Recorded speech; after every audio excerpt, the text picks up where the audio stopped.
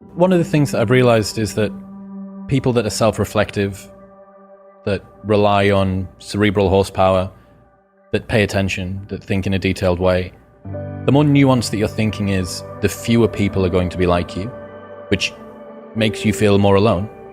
How do you think people can overcome this? Well, I would say that hasn't been my experience exactly.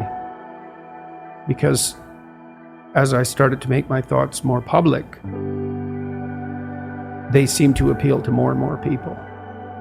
And so I don't know if that's a threshold phenomena, because maybe it is, As you start to become specialized as a scientist, in some sense your vision narrows and narrows, although it gets more high resolution at the level that you're operating.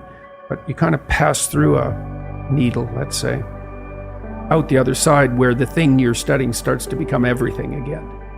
And so maybe that's that developmental progression. Further, more. Yeah, specialization and then... Generalization again.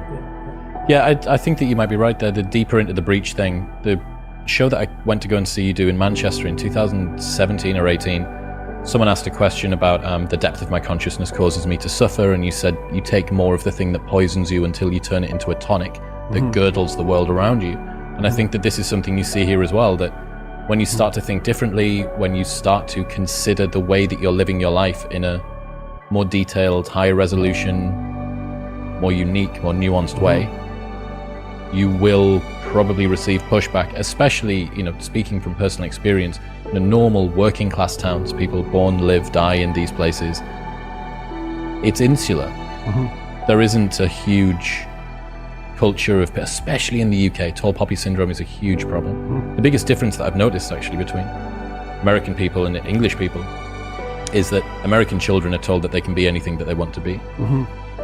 They're told that they have blue sky vision, they can achieve whatever they want. And that gives them a lot of confidence. When us Brits, stiff upper lip Brits see Americans on TV, it sounds like everyone's had media training. Because everybody's just so enthused about whatever it is, even if it's a 18-car pileup. And then the equivalent in the UK is that deviating from the norm is very, very, very quickly mocked. And there's a lot of that in Canada too. Tall poppy syndrome, it's a big deal. Now, the Japanese have that saying too, except it's the nail that sticks up above all the rest is the first one to be struck down by the hammer. And there's some truth in that too. There's some truth in that, but some and all are very different words. When you roll the clock forward, what you end up with is American children that then become adults who look around at the world and say, well, hang on, this wasn't what I was promised. I was told that I could be anything that I wanted to be. I was told that I could have anything that I wanted to have. There's a difference between you can earn everything that is earnable and you deserve everything there is. So that message can become, what you say, it can become misinterpreted in a narcissistic manner. And I think that has happened to some degree, especially as people have had fewer and fewer children.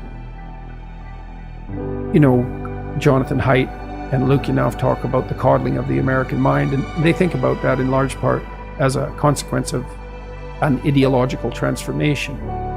And some of that's true, but it's also useful to look at more fundamental phenomena. People have children when they're a lot older. They have way fewer children. They have way more resources when they have children on average. If you're one kid of 8, you're pretty much battling it out for attention, for a very finite amount of parental attention with a lot of intense competition. And the probability that you're going to come out of that entitled and narcissistic is pretty damn low, because your siblings will definitely punish you for that. But if you're the only child, especially of older parents who are also more conservative because of their age and also less willing to take chances with you because there's only one of you, and then you have a lot of resources at your disposal, well, that's a whole different developmental milieu. And we have no idea what the consequences of that are, but the idea that children in that circumstance are more likely to be overprotected and dependent and structured, it's like, well, yeah, undoubtedly. And that would even be an overabundance of parental virtue in some sense, right? Well, we just did nothing but pay attention to our child. Okay, but too much. What did you expect?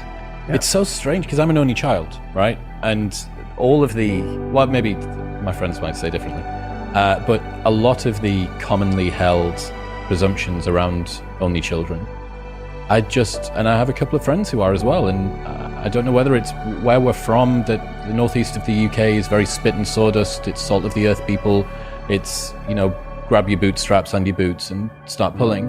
And I just haven't seen that.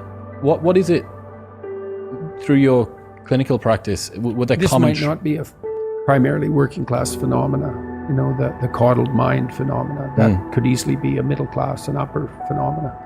Is there something, was there a common trend, or from your reading have you found that only children tend to be one way or another? No. So you just get huge variance in them as well?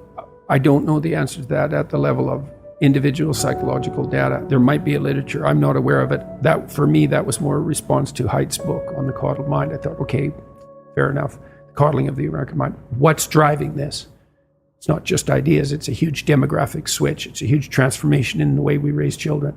We're 10 years older when we have our children now. That's a lot older. When you're 18 and you have a kid, you're still a kid. And that there's some wildness that's perhaps not so good about that, but there's also perhaps a higher proclivity to go off and live your own life.